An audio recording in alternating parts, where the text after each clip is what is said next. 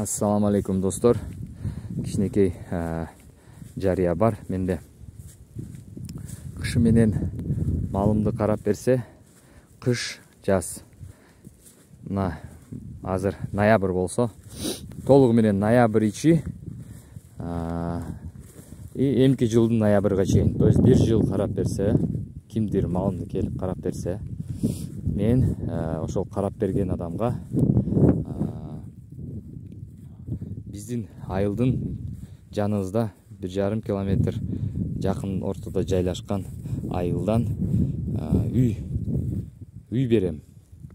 15 сотик жер менен жыгачтан салынган үй жана малканасы бар. Кадимкидей 12 метр узундугуна, энине 8 метр же 6 метр. Сонун жыгачтан жасалган малканасы менен үйдү өткүзүп берем, документтери бар колумда.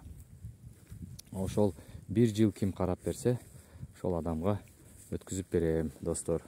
Кимде ушундай бир ою болсо, азырынча ал үйгө кирип алып жашаганга шарттары жок, анткени терезеси жок. Ал жактан бир комнатасында полдорунун такталарын бирөө аралап чечип кеткен.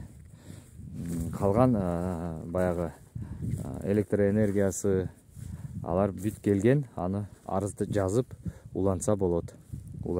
Арыз эле жазып коюп, счетчик коюп, суу бар, труба менен келип суу келген, үйдүн ичинде суу бар.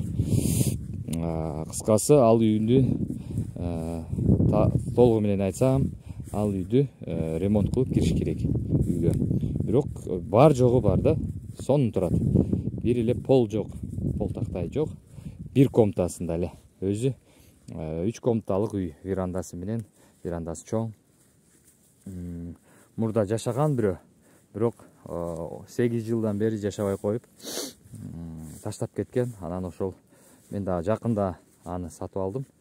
Ошого ким мал карап берсе, меникиде жашап, меникиде тамак аш жеп, эмки жылга ошол үйдү өткөзүп берем.